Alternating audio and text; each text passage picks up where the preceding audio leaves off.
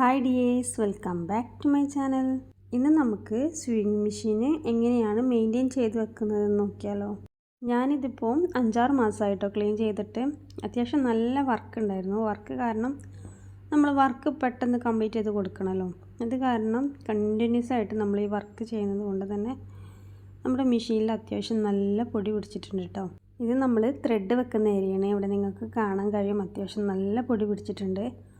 അതുപോലെ തന്നെ ഇതിൻ്റെ ഇന്നർ പാർട്ടിലും നല്ല അഴുക്ക് പിടിച്ചിട്ടുണ്ട് കേട്ടോ. അപ്പോൾ നമുക്ക് സ്റ്റിച്ച് ചെയ്യുമ്പോൾ തന്നെ ഇത് മനസ്സിലാക്കാൻ പറ്റും. നമ്മൾ സ്ഥിരമായിട്ട് സ്റ്റിച്ച് ചെയ്യുന്നവരാണെങ്കിൽ എന്തായാലും ആ ഒരു ബുദ്ധിമുട്ട് നമുക്ക് മനസ്സിലാക്കാൻ പറ്റും. ഫസ്റ്റായിട്ട് തന്നെ ഇതിൻ്റെ സൗണ്ടിൽ നല്ല വ്യത്യാസം വരും കേട്ടോ. അത്യാവശ്യം നല്ല സൗണ്ടിലായിരിക്കും സ്റ്റിച്ച് ചെയ്യുന്ന സമയത്ത്. അതുപോലെ തന്നെ ഇതിൻ്റെ സ്മൂത്ത്നെസ് നഷ്ടപ്പെടും. അപ്പോൾ ഇതൊക്കെ നോക്കിയിട്ട് നമുക്ക് ഇതിൻ്റെ കാരണങ്ങൾ കണ്ടുപിടിക്കാൻ പറ്റും. അതുപോലെ തന്നെ സ്റ്റിച്ച് ചെയ്യുന്ന സമയത്ത് നൂല് പൊട്ടിപ്പോവുക, നൂല് കുത്തി കൂടിയിട്ട് ആകെ വൃത്തികേടാവുക, നമ്മൾ സ്റ്റിച്ചിങ്ങൊക്കെ പെർഫെക്ഷൻ ഇല്ലാതെ വരും കേട്ടോ. പിന്നെ ഉള്ളത് എന്താ വെച്ചാൽ, നമ്മൾ സ്റ്റിച്ച് ചെയ്യുന്ന സമയത്ത് ഇതിൻ്റെ ഉള്ളിലുള്ള ഈ ഒരു അഴുക്കുണ്ടല്ലോ, അത് നമ്മുടെ ത്രെഡിൻ്റെ കൂടെ നമ്മളെ സ്റ്റിച്ചിങ്ങിൽ വരും. ഇതൊക്കെയാണ് ഇതിൻ്റെ പ്രശ്നങ്ങളായിട്ട് വരിക. അപ്പോൾ ഇങ്ങനെയുള്ള പ്രശ്നങ്ങൾ കാണുമ്പോൾ തന്നെ നമുക്ക് മനസ്സിലാക്കാൻ പറ്റും നമ്മുടെ മെഷീൻ്റെ മെയിൻ്റെനൻസ് ചെയ്യാനായിട്ടുണ്ടെന്ന്. അപ്പം ഇത് റെഗുലറായിട്ട് ചെയ്യുന്നവരുണ്ടാവും, ഇല്ലെങ്കിൽ ഇതുപോലെ പ്രശ്നങ്ങൾ വരുമ്പോൾ മാത്രം നോക്കുന്നവരുണ്ടാവും കേട്ടോ.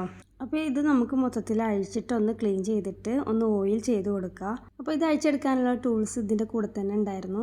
അപ്പോൾ അത് വെച്ചിട്ടാണ് ഞാൻ ഈ ഒരു ഭാഗം ഒന്ന് ഓപ്പൺ ചെയ്തെടുക്കുന്നുണ്ട്. അപ്പോൾ നമ്മൾ ഇത് സ്ഥിരമായിട്ട് സ്റ്റിച്ച് ചെയ്യുമ്പോൾ ഈ ഒരു പല്ലിൻ്റെ ഏരിയ ഉണ്ടല്ലോ, സ്വിങ് മെഷീൻ്റെ ടീത്ത് വരുന്നൊരു ഏരിയയാണ് കേട്ടോ. അപ്പോൾ ആ ഭാഗത്ത് നല്ല പൊടിയാണ് ഉണ്ടാവുക. കാരണം നമ്മൾ ഫാബ്രിക്കിൻ്റെയും അതുപോലെ ത്രെഡിൻ്റെയൊക്കെ പൊടികൾ ഈ സ്റ്റിച്ച് ചെയ്യുന്ന സമയത്ത് ഈ ഒരു ഭാഗത്തായിരിക്കും ഉണ്ടാവുക. അപ്പോൾ ഈ ഒരു ഭാഗം ഓപ്പൺ ചെയ്തിട്ട് നമ്മൾ ബ്രഷ് വെച്ചിട്ടൊന്ന് തട്ടി കൊടുക്കുക കേട്ടോ. അത്യാവശ്യം നല്ല കട്ടിയിൽ തന്നെ ഈ ഒരു പൊടിയുടെ അംശം ഉണ്ടായിരുന്നു കേട്ടോ. അപ്പോൾ നമ്മൾ സ്റ്റിച്ച് ചെയ്യുന്ന സമയത്ത് ഭയങ്കര ബുദ്ധിമുട്ടുണ്ടായിരുന്നു. അപ്പോൾ ഞാൻ അതാണിപ്പം ഈ ഒരു ഭാഗം അഴിച്ചിട്ടൊന്ന് ക്ലീൻ ചെയ്യാമെന്ന് വിചാരിച്ചു. അപ്പോൾ ഇതിൻ്റെ മുന്നും ഞാൻ ഈ ഒരു ക്ലീനിങ്ങിൻ്റെ വീഡിയോ ചെയ്തിട്ടുണ്ടായിരുന്നു കേട്ടോ. അതിൻ്റെ കൂടെ ഞാൻ ഇതിൻ്റെ ബൾബ് ചേഞ്ച് ചെയ്യുന്നതൊക്കെ കാണിച്ചിട്ടുണ്ടായിരുന്നു. അപ്പോൾ ആ വീഡിയോ കാണാത്തവരുണ്ടെങ്കിൽ അതും കൂടെ ഒന്ന് കാണുക. ഇനി ഞാനിതിൻ്റെ ഈ ഫൂട്ടൊക്കെ ഒന്ന് അഴിച്ച് വെക്കുന്നുണ്ട് കേട്ടോ. ഇതിൻ്റെ ഫൂട്ട് നമുക്ക് ഈസി ആയിട്ട് ഊരാനിടാനൊക്കെ പറ്റുന്ന ടൈപ്പാണ് കേട്ടോ. അതുപോലെ തന്നെ ഇത് സിംഗറിൻ്റെ സ്വിങ് മെഷീനാണ്. മോഡൽ നമ്പർ വന്നിട്ടുള്ളത് 3223 ആണ് കേട്ടോ. അപ്പോൾ ഞാനിത് യൂസ് ചെയ്യാൻ തുടങ്ങിയിട്ട് ഇപ്പോൾ ഒരു 10 വർഷമൊക്കെ കഴിഞ്ഞിട്ടുണ്ട്. അതുപോലെ തന്നെ ബ്രദറിൻ്റെ ഒരു സ്വിങ് മെഷീനും ഞാൻ യൂസ് ചെയ്യുന്നുണ്ട്. പക്ഷേ എനിക്ക് ഒന്നുകൂടി ഇഷ്ടമായത് ഈ ഒരു സിംഗറിൻ്റെ സ്വിങ് മെഷീനാണ്. അപ്പോൾ ഇത് നമ്മുടെ ഫസ്റ്റത്തെ സ്വിങ് മെഷീനാകുമ്പോൾ നമുക്കൊരു പ്രത്യേക അടുപ്പുണ്ടാവുമല്ലോ. പിന്നെ അതുപോലെ തന്നെയാണ് ഞാനിത് കൊണ്ട് നടക്കുന്നതും. നല്ല കെയറിങ് കൊടുത്തിട്ട് തന്നെ കേട്ടോ ഞാൻ യൂസ് ചെയ്യാറ്.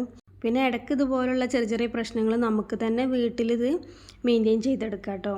അപ്പം ഇതുപോലെ ഞാൻ അത്യാവശ്യം നന്നായിട്ട് ഈ ഒരു ഭാഗം മുഴുവനായിട്ടും ആ പല്ലിൻ്റെ ഏരിയയൊക്കെ നമുക്ക് കുറച്ചധികം നേരം തന്നെ ഇരുന്ന് തട്ടി കൊടുക്കാനുണ്ട് കേട്ടോ. അപ്പോൾ അത്യാവശ്യം ഞാനിത് പൊടികളൊക്കെ തട്ടി മാറ്റിയിട്ടുണ്ട്. ഇനി നമുക്കിതിലേക്ക് ഓയിൽ ആഡ് ചെയ്ത് കൊടുക്കുക. അപ്പം നേരിട്ട് ഞാൻ ഓയിൽ, ചിലരൊക്കെ കണ്ടിട്ടുണ്ട് നേരിട്ട് ഓയിൽ അതിലേക്ക് ഉറ്റിച്ച് കൊടുക്കുക, അങ്ങനെ ചെയ്യുന്നത്. പക്ഷെ ഞാൻ അങ്ങനെ ചെയ്യാറില്ല. ഞാൻ ഒരു ടിഷ്യൂ പേപ്പറിലോ അല്ലെങ്കിൽ ഒരു കോട്ടൻ്റെ ക്ലോത്തിലോ ഇതുപോലെ ഓയിൽ ആദ്യം അപ്ലൈ ചെയ്ത് കൊടുക്കും. എന്നിട്ട് ഈ ഒരു കോട്ടൻ്റെ തുണി വെച്ചിട്ട് നന്നായിട്ടൊന്ന് തുടച്ച് കൊടുക്കുകയാണ് കേട്ടോ ചെയ്യുന്നത്. ഇങ്ങനെ ചെയ്യുമ്പോൾ ഒന്നും കൂടി എനിക്ക് വൃത്തിയായിട്ടാണ് തോന്നാറുള്ളത്. കാരണം നമ്മളിത് വെച്ചിട്ട് ആ ഒരു ഭാഗം തുടച്ചെടുക്കുമ്പോൾ അവിടെയുള്ള പൊടിയുടെ ആ ചളികളൊക്കെ ഉണ്ടല്ലോ, ഒരു കറുത്ത ചളിയായിരിക്കും ഉണ്ടാവുക. അതൊക്കെ നമ്മുടെ ഈ ഒരു ക്ലോത്തിലേക്ക് പോരും. അപ്പോൾ എക്സ്ട്രാ അവിടെ ഉണ്ടായിട്ടുള്ള പൊടികളും അതുപോലെ തന്നെ നൂലിൻ്റെ കഷ്ണങ്ങളൊക്കെ ഉണ്ടെങ്കിൽ അതൊക്കെ ഇതിൻ്റെ കൂടെ ഈ ഒരു കോട്ടൻ്റെ ക്ലോത്തിലേക്ക് പോരും കേട്ടോ. നേരെ മറിച്ച് നമ്മൾ ആ ഒരു ഭാഗം ക്ലീൻ ചെയ്യാതെ അവിടെ ഒറ്റിച്ച് കൊടുക്കുകയാണെങ്കിൽ ആ ഒരു പൊടിയിലേക്കായിരിക്കും ഈ ഒരു ഓയിൽ പോവുക. അപ്പോൾ അതൊന്നും കൂടി എനിക്ക് തോന്നുന്ന നമ്മൾ പിന്നെ സ്റ്റിച്ച് ചെയ്യുന്ന സമയത്ത് ആ ത്രെഡിൻ്റെ കൂടെ ആ ഓയിലിൻ്റെയും അതുപോലെ ഈ പൊടീൻ്റെ കളറൊക്കെ വന്നിട്ട് ഒരു വൃത്തിയില്ലാത്തതായിരിക്കും കേട്ടോ കിട്ടുക. അപ്പോൾ ഇതുപോലെ ഓയിൽ നമ്മൾ ഉറ്റിച്ച് കൊടുത്താണ് സ്റ്റിച്ച് ചെയ്യുമ്പോൾ നമ്മുടെ ത്രെഡിൻ്റെ കൂടെ ഓയിലും നമ്മുടെ ഫാബ്രിക്കിലേക്ക് വരും കേട്ടോ. അപ്പോൾ നമ്മൾ നല്ല ഡ്രസ്സൊക്കെ സ്റ്റിച്ച് ചെയ്യുന്ന സമയത്ത് അത് നമുക്ക് ലൈറ്റായിട്ടുള്ള ക്ലോത്തൊക്കെ ആണെങ്കിൽ നമുക്ക് ശരിക്കും അറിയാൻ പറ്റും. അപ്പോൾ അങ്ങനെ ചെയ്യാതെ ഇതുപോലെ നന്നായിട്ടൊന്ന് തുടച്ചെടുക്കുകയാണെങ്കിൽ ആ ഒരു പ്രശ്നം ഉണ്ടാവില്ല കേട്ടോ. പിന്നെ ഇതുപോലെ ചെയ്തിട്ട് നമ്മൾ ചെയ്യുമ്പോൾ നമുക്ക് സ്റ്റിച്ചിങ്ങിൻ്റെ സൗണ്ടും കുറഞ്ഞിട്ടുണ്ടാവും. നല്ല സ്മൂത്തായിട്ട് നമുക്ക് സ്റ്റിച്ച് ചെയ്തെടുക്കാൻ പറ്റും കേട്ടോ. ഇനി അതുപോലെ തന്നെ നമുക്ക് ഈ ഒരു ഭാഗത്ത് ബ്രഷ് വെച്ചിട്ടൊക്കെ ഇതുപോലെ ഒന്ന് ഓയിൽ വെച്ചിട്ട് ഒന്ന് ഒരിച്ച് കൊടുക്കാം കേട്ടോ. അങ്ങനെയും ചെയ്യാറുണ്ട്. അപ്പോൾ ഞാനിത് ക്ലോത്ത് വെച്ചിട്ടൊന്ന് തുടച്ചെടുക്കുകയാണ് ചെയ്തിട്ടുള്ളത്. ഇനി നമുക്ക് ഇതിനൊക്കെ ക്ലോസ് ചെയ്തിട്ട് ആ ഒരു ഭാഗം ടൈറ്റൻ ചെയ്ത് കൊടുക്കാം. അതുപോലെ തന്നെ ഇതിൻ്റെ എല്ലാ ഭാഗവും ഓപ്പൺ ചെയ്തിട്ട് നമുക്ക് ക്ലീൻ ചെയ്തെടുക്കാൻ പറ്റും കേട്ടോ. അപ്പം മുഴുവനായിട്ടുള്ള ക്ലീനിങ്ങിൻ്റെ ട്യൂട്ടോറിയൽ വീഡിയോ ഞാൻ വേറെ ആയിട്ട് തന്നെ ചെയ്യുന്നതായിരിക്കും. അതേപോലെ കുറേ പേര് ചോദിക്കുന്നൊരു സംശയമാണ് സ്വിംഗ് മെഷീന് ഏത് വാങ്ങുമെന്ന് കൺഫ്യൂഷൻ ഉള്ളവരുണ്ടാവില്ലേ. ഫസ്റ്റായിട്ട് യൂസ് ചെയ്യുമ്പോൾ നമുക്ക് ഏതാ വാങ്ങേണ്ടതെന്ന് ചെറിയൊരു കൺഫ്യൂഷൻ ഉണ്ടാവും. അപ്പോൾ എന്നോട് ചോദിക്കുന്നവരോടൊക്കെ ഞാൻ പറയാറ് സിംഗറിൻ്റെ സ്വിംഗ് മെഷീൻ അല്ലെങ്കിൽ ഉഷ ജെനോമിൻ്റെ സ്വിംഗ് മെഷീൻ, ഇത് രണ്ടാണ് കേട്ടോ ഞാൻ സജസ്റ്റ് ചെയ്ത് കൊടുക്കാറുള്ളത്. നമുക്ക് യൂസ് ചെയ്തിട്ടുള്ള പരിചയം ഉണ്ടാകുമ്പോൾ നമുക്കൊന്നും കൂടി മനസ്സിലാവുമല്ലോ. അപ്പോൾ ഞാൻ ഈ ഒരു മെഷീൻ ഞാൻ 10 വർഷമായിട്ട് യൂസ് ചെയ്യുന്നുണ്ട്.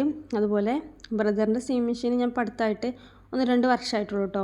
അതും എനിക്ക് കുഴപ്പമില്ലാതെ നമുക്ക് വീട്ടിലിരുന്നിട്ട് സ്റ്റിച്ച് ചെയ്യുന്നവരാണെങ്കിൽ അവർക്കൊക്കെ നല്ല യൂസ്ഫുള്ളായിരിക്കും.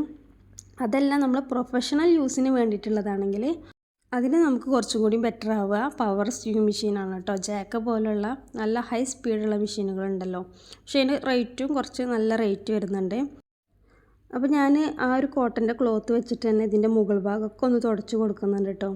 ഇനി വല്ല പൊടിയും അഴുക്കൊക്കെ ഉണ്ടെങ്കിൽ ഇതിൽ ഈ ഒരു ഓയിലും കൂടെ ഉണ്ടല്ലോ, അപ്പോൾ അതൊന്ന് സ്മൂത്തായിട്ട് നമുക്ക് കിട്ടിക്കോളും. അപ്പോൾ അതിന് വേണ്ടിയിട്ട് ഇതിൻ്റെ എല്ലാ പാർട്ടും ഞാനിതുപോലെ എത്തുന്ന ഭാഗമൊക്കെ ഞാനിതുപോലെ ഒന്ന് തുടച്ച് വൃത്തിയാക്കി വെക്കുന്നുണ്ട് കേട്ടോ. അപ്പോൾ ഇതുപോലെയാണ് ഞാൻ നോർമലായിട്ട് ക്ലീൻ ചെയ്തെടുക്കാറുള്ളത്. ഇനി ഡീപ്പായിട്ടുള്ള ക്ലീനിങ് വേറെ തന്നെ ഉണ്ട് കേട്ടോ. അപ്പം വീഡിയോ ഇഷ്ടപ്പെടുകയാണെങ്കിൽ ലൈക്ക് ചെയ്യാനും ഷെയർ ചെയ്യാനും മറക്കരുത്. Thank you for watching. By.